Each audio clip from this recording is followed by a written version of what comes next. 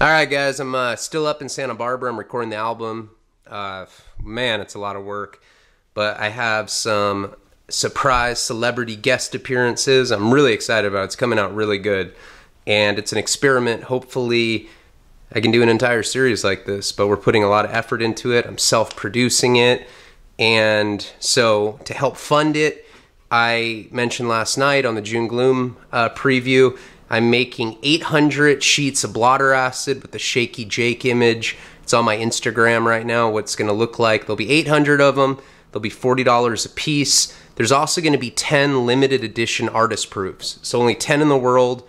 I said the next 10 people that send me a $100 GoFundMe will get one of those exclusive limited edition artist proofs. Plus I'll send you a signed book and I'll give you a shout out on the album. And I got 3 people so far. And I know I butchered your names. Mike Speece, Robin Ferrigno, and John De Gorgario. I'm bad with pronunciation anyway. And then with bad handwriting, you know, it's all bad. But you guys have a signed book and one of the special artist proofs that there'll only be 10. There's still 7 slots. If you send me a $100 GoFundMe, you get the shout out, you get one of the artist proofs, and you get a signed book. And I appreciate it. That's gonna fund this album, and I'm really looking forward to it. So it's open. GoFundMe. Let's get to the story. So you know, as I mentioned, I'm getting avalanched in debt. I'm at Victorville. I have the illiterate Elvis Selly country. You know, and sweet enough guy, but annoying. You know, I like to read a lot. I'll be reading a book and he'll just be like, hey, little buddy, do you think Hillary Clinton is a reptilian alien? And I'll be like, no, country. I think that Hillary Clinton, although I'm not a fan, is a human being, just like everyone else. A crooked one, but I don't think she's a reptilian alien. Yeah, me neither, little buddy. I was just wondering what you thought. You know, I'll go back to reading and then 2 minutes later, oh, hey, little buddy, would you ever let a guy butt fuck you for money? How much money? $40? No, country. Goddamn. That's what I thought, little buddy. You know, and it would just get annoying, and then I think that I might have gotten HIV from Diablo because this HIV positive Paisa gave me a sample of this dope, and then everyone told me, why would you use behind that guy? That guy has HIV and everybody knows it, and you know, you can go to medical in prison. That was an option, but it was like I was so scared that I was going to come up positive for it. Because remember, I'd gone up to him, I'm like, dude, you have AIDS? What the fuck, man? He's like, yes, they test me, I come up positive. I know that's not a good Paisa impersonation, but that's like how this guy talked. I don't know if he was a Paisa. I think it was from like El Salvador or something. Yes, I come up positive.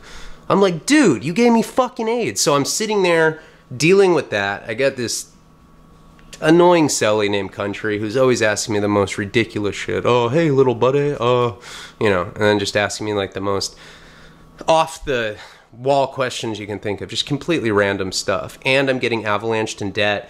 My drug addiction's getting progressively worse and worse. Now the yard's being run by 3 people, the Captain Planet Collective or whatever. And for that moment, things had become a little more stagnant. You know, like the consistency of violence had gone down during that time. It made sense because now instead of just one shot caller, you know, calling the shots, you have 3 guys and they have to come up with a unanimous decision. And one of the people was that guy Ed, who I posted a picture of. He was an older guy, shaved head, handlebar mustache. As crazy as that guy was, I mean, I've seen him like, you know, getting screaming matches with big 6'6" Nazi dudes that are all blasted and all muscle, and he's just screaming at them and his dentures are popping up, you know, while he's yelling at them. I mean, this guy had no fear. Born and raised in the system. You run into a lot of guys like that in prison, just completely institutionalized to the point where they're numbed by it and there's no fear left. And I you know, I have to say, throughout the years, I've noticed that that's happened to me. I'm paranoid about certain things. Like sometimes I walk alone at night in LA and I'll pass somebody that I know is a gang member. And I don't necessarily look like a civilian. I'm covered in prison ink. I wear wife beaters a lot. I always wear like, you know, the canvas shoes with the high socks. It looks kind of like I'm gangbanging. And whenever I walk by someone at night and I'm by myself, my heart starts beating fast. I start getting adrenaline. But when it comes down to like, if someone calls me out for a fight, for example, old me before prison like hardened me, I would be absolutely petrified if somebody wanted to fight me. Now I don't even, it's just, I'm, a creature of impulse. And I'm reactionary. And if somebody calls me out, I'll just hit them first because I have to take that preemptive step. And prison did that to me. It made me, it definitely quelled my fear, like it's the kind of thing where I've been through so much. It's like, what can you really do to me? Now, I mean, it'd be different if someone pulls out a gun or a knife, but when it's just a person, I've lost that fear. It's not necessarily a good thing, but then I'm scared in other situations, like if I'm at like a show, I go to a lot of shows in LA, go to like the House of Blues and the Viper Room. And whenever there's a big crowd, I start getting really nervous. Some sort of sex riot could just crack off at any moment. No, I mean, I've actually been in real riots, and I'll get to those in later videos. I never got one at Victorville. It never happened. It almost happened once, but, on my third term, got in a bunch of them. Whether it was like 12 on 12, or I was in a 60-man riot the day that my son was born at San Bernardino County Jail in 2018. But when I'm in social situations where there's a big crowd, I get really scared. And so now that the yard's being run by, I'll get the social anxiety is what I mean. I get scared by herds of people. Now that the yard's being run by 3 guys, it's really made things less violent there. And a couple people, so Barra was before those guys, and then there was a guy named Joker before that. And Joker was from, I want to say Orange County. He was a skinhead. In my experience, in federal prison is run a little differently than California state prison, from what I've seen. For example, like Nazi Lowriders, which is a white gang, they're in the hat. They're SNY in the state. They're considered no good in the state, but they're running yards in the feds. And a lot of times they divide the yards where, like, white gang members will, called point. They'll have somebody controlling everybody that's like in white gangs, and then usually there's like a brand Aryan Brotherhood guy that runs like all the Peckerwoods. So a lot of times recently in the feds, like on my last term, I saw that the yards were divided. And there was this guy named Joker. He was a skinhead. He was in a clique. Might have been Peni, which is public enemy #1. It might have been that, but I'm not sure. I don't want to say because I can't say for sure. I know he's from Orange County. And he was the kind of guy that you could tell had never been in a position of power before. Being a shot caller in a rough federal prison was probably the most power he had ever had in his entire life. And he had the propensity towards violence. He was just violent by nature. And I remember when we elected him, the person that was running the yard before that was a guy named Travis, and he was from Iowa. He was doing a life sentence. He was running this California yard, this California federal yard, Victorville. And what had happened with that guy, and then I'll get into Joker, but I think it's important to contextualize it. What had happened with Travis is he had a factory job. So they have factory jobs in both state and federal prisons. They have different, I forget what it's called in state. I was just there, but I forget what their factory's called. But in the feds, it's called Unicor.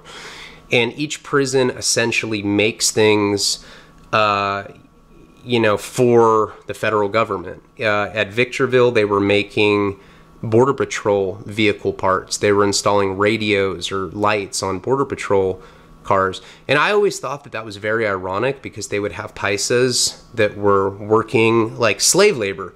6 cents an hour working in these factories, helping them assemble these Border Patrol cars that were going to go like pretty much break up probably direct family members of them. I always thought that was, I don't know, I guess I had people taking care of me, my family, and I had friends taking care of me, so I never had to really work in prison, even though they try to force you, but I'd always get some job where it didn't really matter if I went to work or not.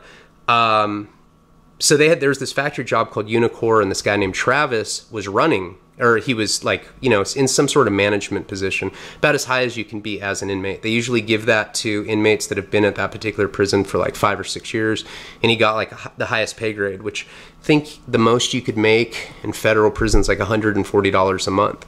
And it's hard to get that. You have to be like incident free, and you have to be in good with like the boss. There's usually some employee that, you know, that's not an inmate, but it's not like a correctional officer. It's just like some guy that comes in to run different programs, Unicor, whatever it is.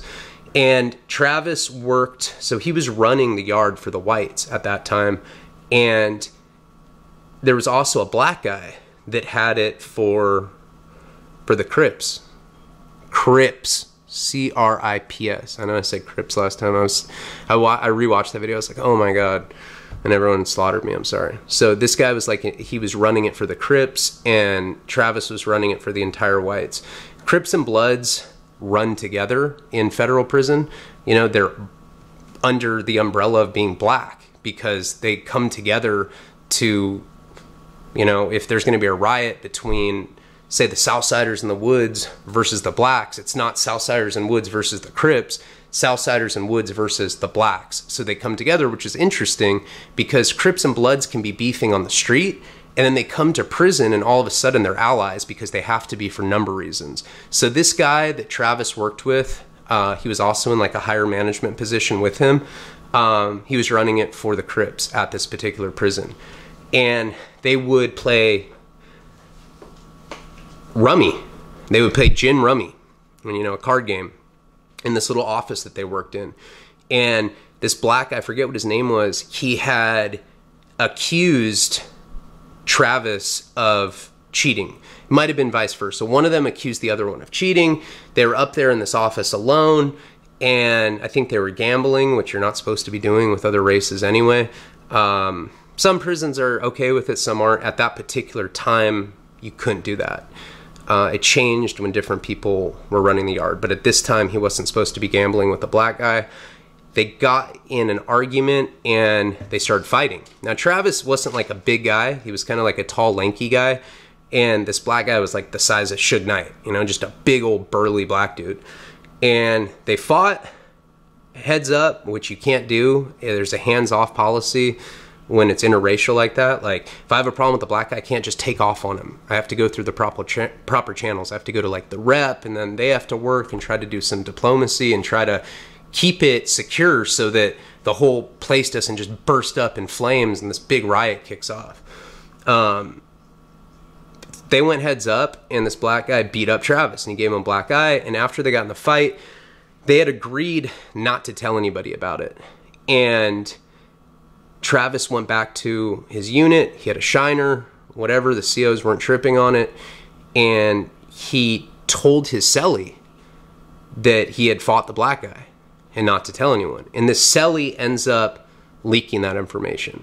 So they removed him off the yard. They stomped him out, beat him up. That happens a lot when guys are running yards. You know, you're held to a much higher standard. So he tried to lie about this, getting in a fight with this black guy. It was found out. A squad had smashed him off the yard. I didn't see it. I wasn't out on the yard. I guess it happened at like 10 in the morning on like a Sunday or something when Travis was like running laps. But they ended up getting rid of him. And this other guy, Joker, he was from Orange County. The guy that I was telling you about, this just super violent guy, he started running the yard.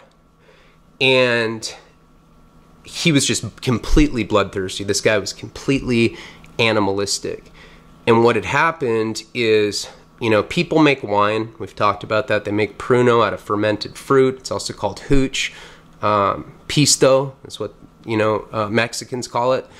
And you can have wine, so it's just this pulpy, usually they drain the pulp with like a sheet, so it's just this fermented, bacteria-ridden concoction that gets you wasted, and we've talked about it before. But you can take it a step further, and you can use a stinger, which is like a cord. You know, you cut a cord, and then you can plug it into a wall, and you can, you know, heat up the batch of wine, and you can distill it and make it into moonshine. It's called shine. It's really loud, it smells really bad, it's easy to get caught.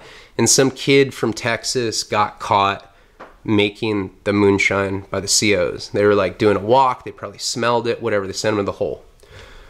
Joker is running the yard at this time. He probably had the keys for like a week. And he's just a hardcore heroin addict, you know, and you see that a lot. You see these guys running yards that are just complete junkies. And a lot of the political moves and rules that they try to dictate are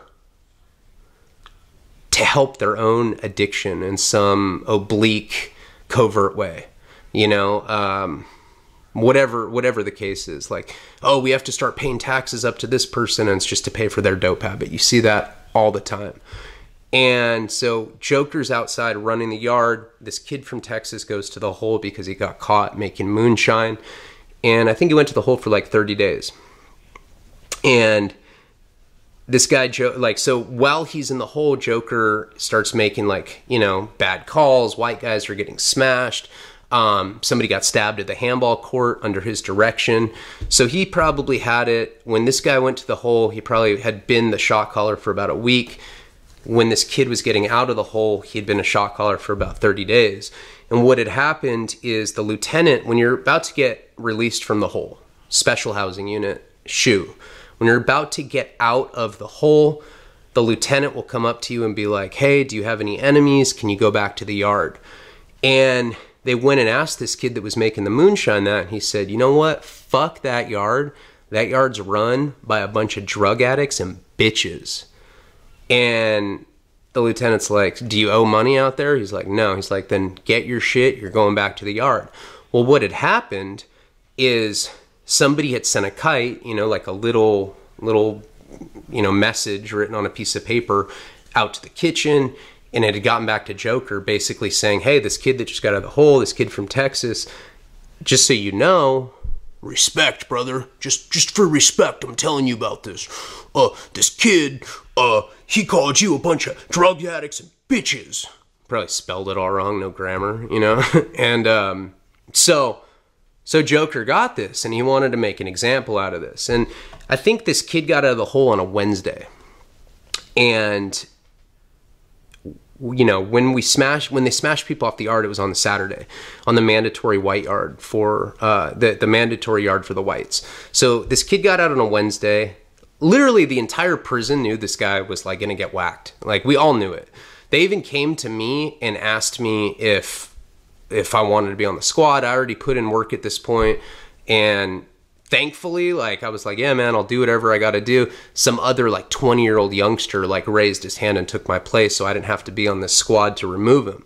So Saturday night comes, and he was like indoors. So there's an outdoor, and then there's this little indoor area with like a Stairmaster and an elliptical and, you know, a couple corny machines like that. No weights, nothing like that at Victoria. They don't even have pull-up bars or dip bars at this prison. It was like the most anti-fitness yard I've ever been on. So you see this guy, the Texas kid, come out of like the indoor area. He's wearing like gray shirt, gray sweatpants, and he has like this little duffel bag thing you can buy off commissary full of his stuff. He just got done doing the Stairmaster or whatever he's doing. He's covered in sweat. We're all kind of watching him because we know that it's going to go down. And sure enough, you know, there's like a crowd of us. There's probably like 150 white guys just kind of standing all together. And he kind of looks at us, and I think he knew that something was about to go down. And all of a sudden, the youngster that I said that was going to be on that squad just runs up to him and sucker punches him, right? And so this guy falls down, and then like 3 other guys, they all have black steel toe boots on. They just start stomping him out, smashing him out. And you know, he's curled up in a ball. Help, stop, help me. And the 20-year-old that had hit him first takes a shank out. It was a pretty small knife. It was probably about, like, the blade was probably like that. Like, no more than like a pocket knife blade. But this was, I don't know, I couldn't really see from where I was, but it was probably like that big. And he just starts booking this dude. You know, I mean, he stabs him at least 10, 15 times. And so now this guy had gotten jumped, he'd gotten stabbed, he's laying on the ground just kind of like shaking a little bit, and Joker comes out. He walks out like the evil emperor that he is. And, he, you know, his hair was probably like a little shorter than mine, you know. So it was like long enough that he could grab it, you know. And Joker grabs this guy's hair and he pulls this straight blade out of his sock. You know, usually we use those to like cut up vegetables when we're making spreads or whatever. It's contraband, but like you can get them in hobbycraft, and sometimes people smuggle them back to the unit or whatever. You can get them, and you know, there's various ways to get them. So he holds this guy by the hair and he says, is everybody paying attention? Is everybody watching this? This is what happens. This is what fucking happens when you disrespect our fucking yard. And he just starts cutting him, right? Just cuts him, slices his face, probably gets him a good dozen times. And these cuts were so deep that it takes almost 30 seconds for the blood to start coming out. But once it does, it literally just starts leaking out like a faucet. It was so horrific. It looked like a horror film. And this guy's just screaming. He's just, it's just so, all, you know, you can basically just see the blood. It looks like a red mask, and you can just see these bulging, horrific eyeballs coming out of this red mask. It was such an image that's indelible in my mind. Like I'll never forget that. And kid didn't die, but of course, you know, he got rushed out on the gurney. We went on lockdown for like 2 days for that. They ended up shipping Joker out of that because it was just like it was like a new level of like horror. And so like that's what happened when Joker did. And then you know, they got rid of him, and then Bear took the yard. And remember, Bear liked me. He was like just a big Italian guy that was super cool, done a lot of time. But, you know, I think he liked me because of my sense of humor. You know, I try to just make a joke out of everything. And then people, I think, you know, people knew that I wasn't like some hardcore convict, but I was kind of like the funny, like, you know, kid. I had like kid qualities to me. And I think a lot of people, I think it allowed a lot of stuff to slide because of that. So then after Bear had the yard, those three guys, the Captain Planner, with our powers combined, those guys start running the yard as well. And it was like a very calm period. But one of the most violent things that I've ever seen in my entire life happened right around that period. And like I was right up close and personal on this particular event, right? So I'm sitting down watching TV. It's probably like 3 o'clock p.m. They're just doing yard recall. Everybody's about to come back into the unit, and we're going to have to do the 4 o'clock stand-up count, or we have to go to our cell, and they lock it down for about an hour.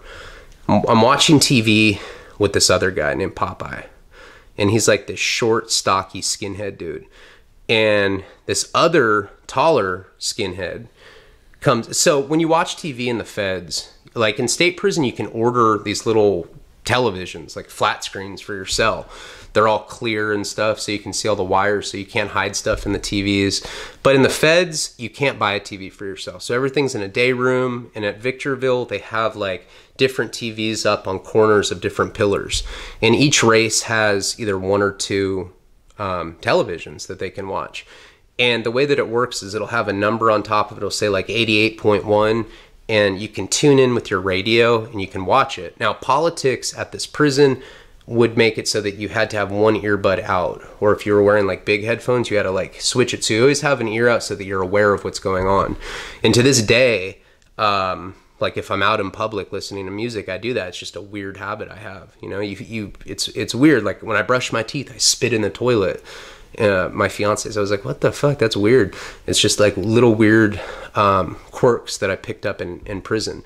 So we're watching TV. It's just the two of us, right? We're watching one of the white TVs. Forget what we were watching. Probably like Jersey Shore or something that was like big during that time. And so we're sitting there watching it, and this taller skinhead goes up and just changes the channel. And Popeye like takes his earbud out. He's like, hey bro, what the fuck, man? I'm watching this. You can't ask it. You see that we're sitting here, dude. What's up? And this like taller guy's like, well, what's up then, bro? And they start getting it. They start boxing, right? And they're fighting, and the CO's like in a little office, maybe like 15 feet away, and they're kind of like, you know, there's the screeching sounds of their shoes, that, you know, that unmistakable sound of like fighting. It sounds like a racquetball court or like a basketball court when people are fighting, and you just kind of hear like the thumps too of the fight. And my friend Popeye, the little stocky skinhead's just lighting this dude up, just like ba ba ba ba ba, just getting him. And the skinhead, the taller one, just can't fight. And so he beats him up, and I'm like, come on, guys, like, you don't want to get busted. I'm like, you know, like the dorky guy, come on, guys, just please stop fighting. I don't want you to get busted by the cops. It's like, we're already in prison. No one cares about that. This is like more about honor and respect. So they do stop fighting eventually. They just kind of like, it kind of breaks itself up naturally. And the taller guy's lumped up, bleeding. I mean, this little I mean, I'm 5'6", 5'7", depending on if I'm lying or not about it, but I'm really 5'6". On dating profiles, I'll say 5'7". The DMV has me at 5'7", but the truth of the matter is I'm 5'6". And this guy was probably 5'5". Popeye was like shorter than I was. He beat up this like super tall guy. So we go back to our cells. We're gonna do the stand-up count. And, you know, I'm telling Country about it. And he's like, damn, little buddy, don't ever try to break up a fight in prison. You could have gotten beat up, little buddy. And I'm like, yeah, man, well, I just didn't want him to get in trouble. And I did get in a bad situation. I'll talk about in a different video where I tried to break up a fight, and then I got thrown into the fight. So I learned not to ever do that again. So we come off the count, and Popeye, every day, he would go and play pinochle. And he played with Southsiders. We're allowed to play, you know, pinochle, gamble with Southsiders, but not blacks. So Popeye's, you know, sitting there, he's playing pinochle. He's got his little coffee mug in front of him. And back in those days, this is in 2009, Victorville had microwaves. This taller skinhead went to the microwave and got a cup, and he put baby oil inside of it. And, you know, he probably put it in there for like 10 minutes or something until it was boiling. So he has this cup of boiling baby oil, and he goes up to Popeye, and he just taps on his back. Popeye turns around, and this dude just splashes this boiling hot baby oil in his face. Most horrific wail I've ever heard in my life. Just this shriek, ah! Like, it literally sounded like there was a woman in this unit. I mean, it was like a very high-pitched feminine wail. And you don't, at first, it's just white, right? It's like, it just looks like his face is flushed. It's kind of white. There's like this, it's like almost like a birthmark shape of like, you know, just more pale, more pallid than his normal color. And he's screaming, and then all of a sudden you just start, his flesh bubbles a little bit, and his eyeball literally drooped out like a dangling earring, about, you know, that much, but it like kind of like just came out of his socket, and he's screaming, and he's holding his head. And I remember just being so fucking freaked out by it. I was in shock, like seeing something that violent. And, you know, it was during a period where these 3 people were running the yard, and it was much less violent, but there was still some, you know, one-on-one stuff that was pretty out of control. And this is an example of that. These are like the 2 most violent things I ever saw in prison, and they happened probably within like 60 days of each other, pretty quickly.